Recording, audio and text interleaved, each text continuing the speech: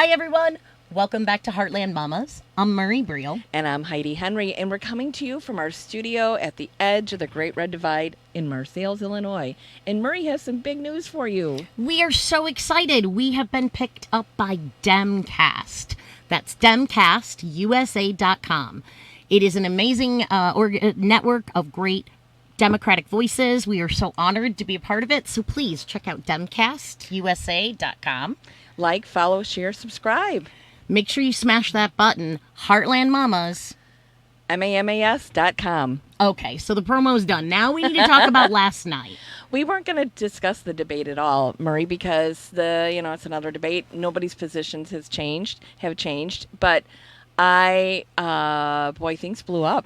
Things got ugly on Heidi's personal Facebook page. Yeah, so there's been a lot of controversy over the CNN question.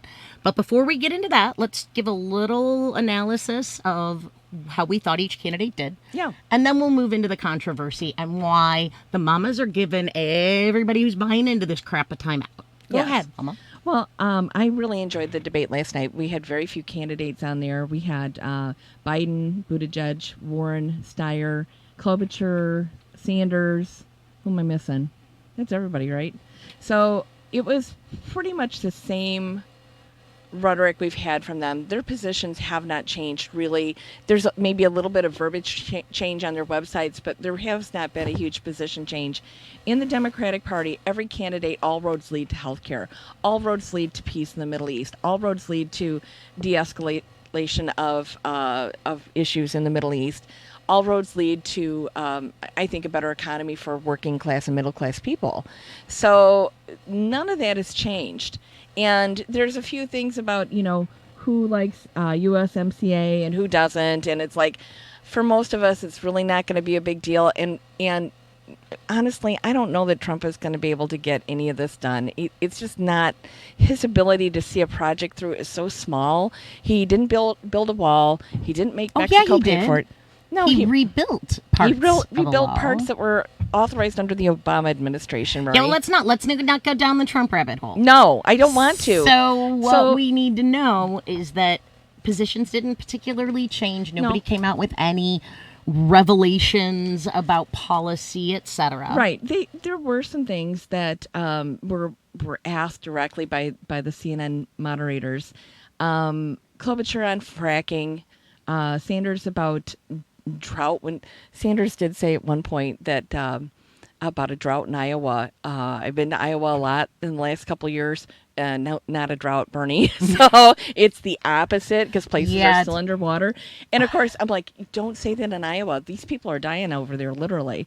So they talked to Buttigieg about his lack of being able to pick up support from people of color. He's done really poorly in his own mayoral in South Bend, developing relationships with people who are not white, and he tends to hang with elitists. It's just kind of Buttigieg. And my personal take here is that, does he have leadership ability? Yeah. Yes, but municipal leadership is drastically different from state and state leadership. Yes. Just because you are a mayor of a town or a city doesn't mean you are going to make a good governor or president or legislator.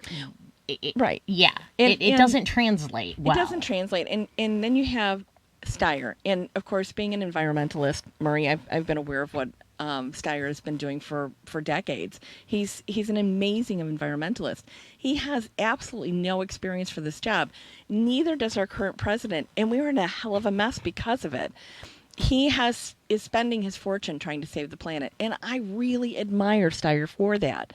However, I think at this time, our world, not just our country, is so broken.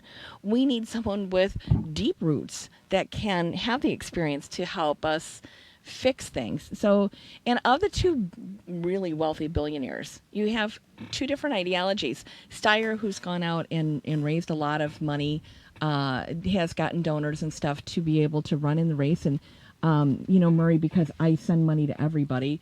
Here's my favorite Steyer bumper sticker. I love to get stuff in the mail from them. Anyway, and then you have Bloomberg.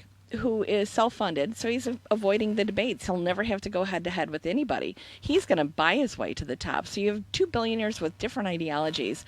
So that's the difference in these candidates. You had Klobuchar, who had an amazing night last night. I thought Klobuchar was the strongest I've seen her. Ever. She was confident. There was no quivering in her voice. She was feeling good. She was strong. She raised in my mind considerably. Well, I think Klobuchar... Or at least if she wins the primary, I'll be far more comfortable voting for her. Klobuchar and Warren came off as presidential, I thought, yesterday. Definitely. I thought they were very presidential and very secure in their answers, very secure in their position on the stage. And I think that would say a lot for their position in the world. Now, it's been a long time since I've had either one of those two at the top of my list of people who won. And if you know me, if you've ever sat in a room where I've been at a gathering when we're watching a debate, or in my living room with me, I have a scorecard. It's something that we used in debate club back in the 70s when I went to school to see how you score. Marie's got kids that do speech team. It's kind of along the same thing. Do you pivot on a question or answer directly? What is your speaking voice? Do you project your answers? Do you look into the camera? Do you... Steyer has Steve and I were watching last night. For those of you who don't know, my husband, Steve. My husband is Steve. And Steve and I were watching last night, and he's like, Tom Steyer has a honing sense for the camera. He does. He perfectly knows where it is every time. How does he do that? He really is very aware of where that camera is, which is a good thing. I'm not ditching on him. Well, and Shannon Watts from Everytown, she said, it's like he bursts that fourth wall and comes right into your living room. He does. And that, folks, is something that we will need. Yes, you need somebody who's magnetic camera ready and energetic and exciting.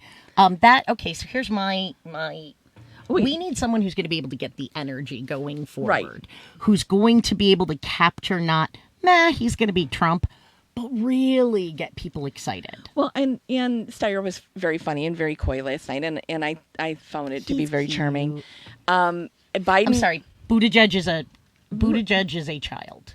He looked like Howdy Doody up there yesterday. Well, okay, so the last two that I wanted to talk about were Biden, who on foreign policy you can't beat his foreign policy chops. Now, as far as his delivery, it should be better, way better. And Bernie, but I think that's an age thing. And Bernie obviously is battling, like me, some type of bronchitis right now because he sounded horrible last night. Not why I scored him so low. I scored him low because he kept pivoting instead of answering the question. When you do three major pivots in a debate, Marie, you're going to tick this mama off.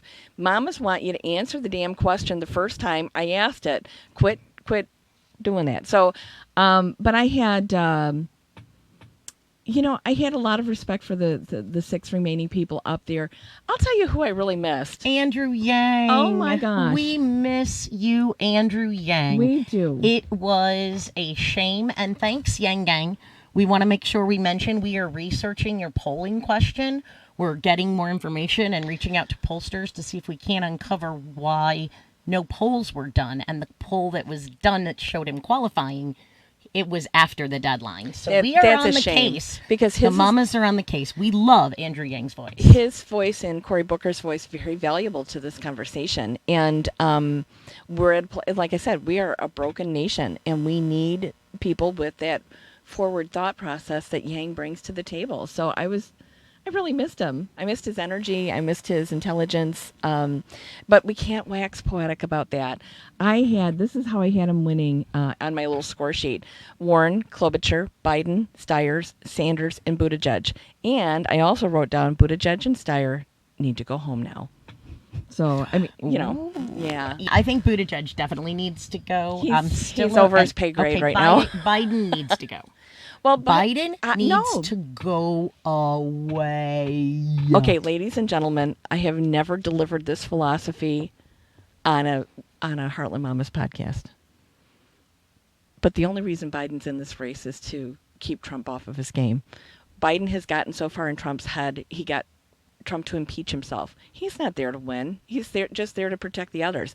I'm telling you, Murray, at the very end, he won't be there. He's going to graciously step out and put his backing behind somebody else. So it's a lot of money and a lot of effort and a lot of hell to go through. But Trump impeached himself.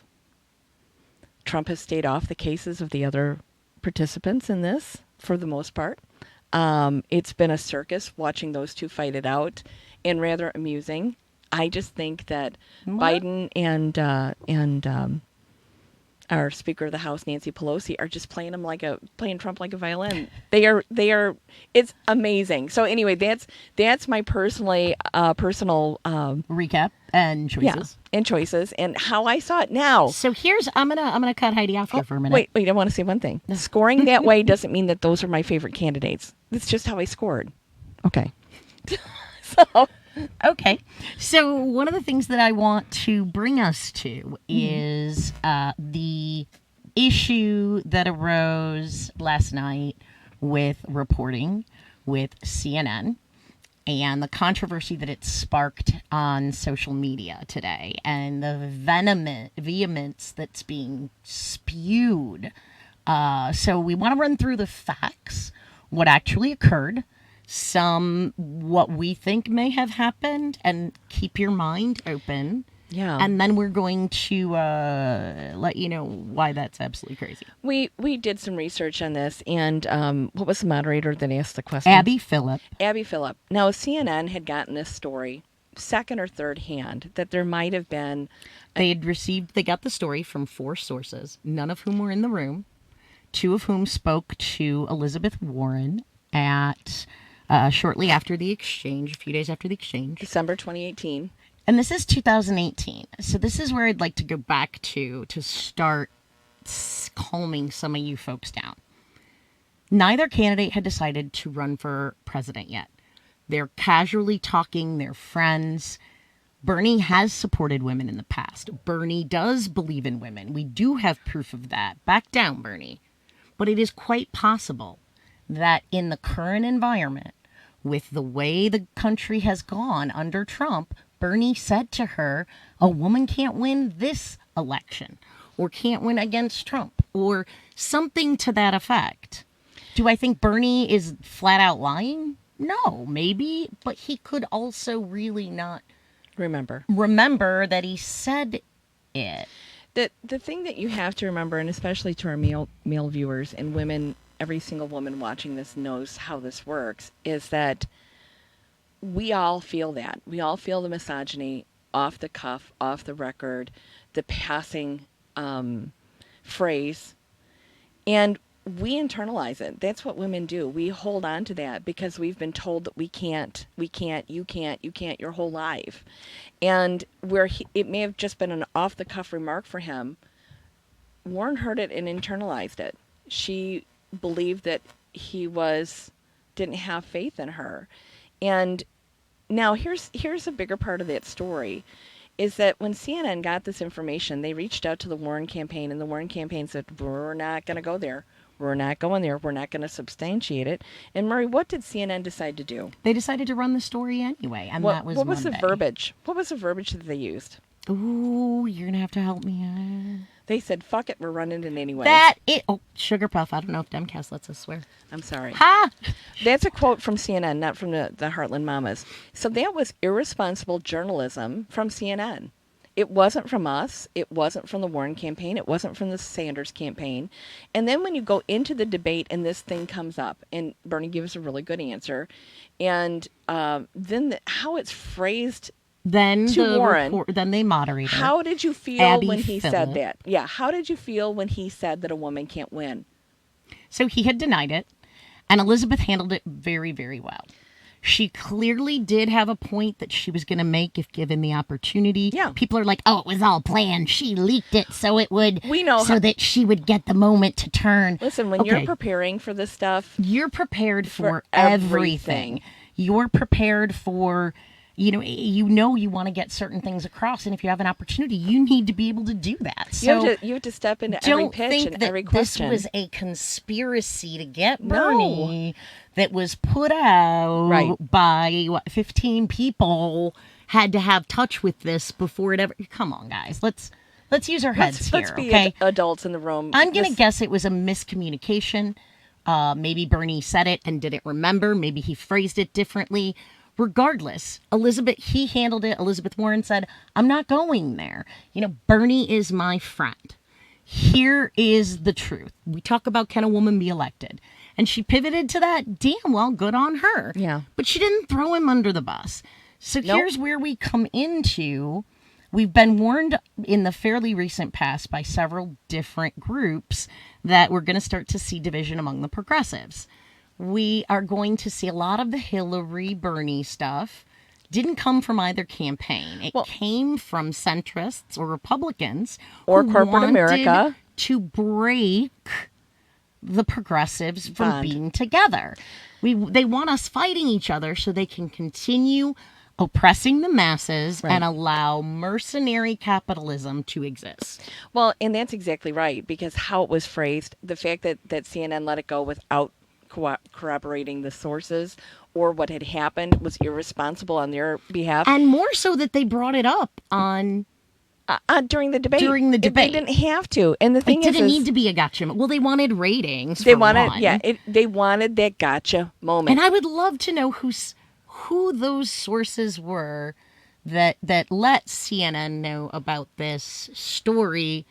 I'd just love to know that, wouldn't you? Well, and sometimes, we've talked about that, Murray, when we've been talking to the press when we were running, and all of a sudden you say something and you're like, ooh, too personal. And you're like, shouldn't have said that, right? And I believe that somebody who spilled the beans to CNN in the first place was probably like just oversharing, probably not, because otherwise this would have come up in the past. Here's what I do know is the positions of Sanders and Warren are so close and so intermeshed that except for some verbiage and a few little changes in plan, they are on the same exact page. I've never seen, other than at the end of the debate, when Elizabeth Warren went over and said, I think you might have mischaracterized that conversation. I don't like that. No. They're not antagonistic. They're not poking at each other. They're not attacking each other. They're actually friends, and it is possible. We see the media side. The media wants to amp up criticism. They want to amplify the chaos because that's what drives their profits. Right. The media has been wanting to get something between Sanders and Warren since the race began. And it's horrible. Is this the time we're going to see Bernie really go after Warren? No, they're on the same page. They are friends. And they are in agreement that the progressive path is the way forward, and we can all be in agreement on that. That's what we have to understand. This is bigger than your whatever you got going on, okay? Whether you are Yang Gang, Club Klobuchar, I don't even know if that's a thing. And it's now. Buddies for Biden. I don't know. Whatever you are. Stop. Yeah. 3 things that you did. 1, by spreading around all of the rumor, conjecture, hearsay, sensationalist titles of articles. For all of you sending that around and hashtagging Never Warren, stop. You're doing the work of the capitalists, making the money, or you're doing the work of Russia. One way or another, stop. Yeah. We all want the same things. Heidi and I were talking about this, and we were going to mention this about the debate. And what I really think would be a better test to rid us of this myth that the Democrats hold to, that we're going to pull those center folks, right?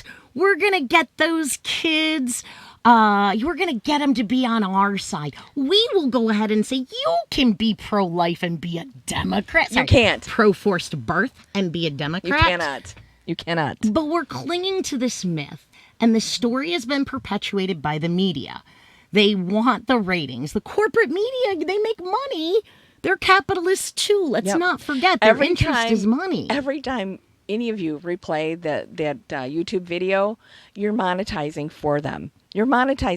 We know monetization because we try to monetize our podcast so we can pay the bills. But at that level, you're talking hundreds of thousands of dollars every time you hit that button and watch it again. Hit that button, watch it again. Right there. That's those when sensational titles. Yes. Instead of reading the article, instead of looking at the facts, we let this emotion, we let other people without our interests at heart, we let them control us. Yes. So you get all amped up and you start sharing and you get a lot of people riled up. That's great. Who wins? Nobody. No one. We all lose.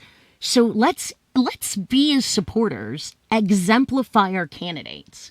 When the gloves really come off and it gets really ugly, or we have proof that it was all a stage setup on Warren's behalf, I will be the first to admit, but I think we've all blown this way out of proportion, and I don't think, if we put all that crap aside, we want this to happen. We don't. And up on stage, you had 3 progressives and 3 centrists.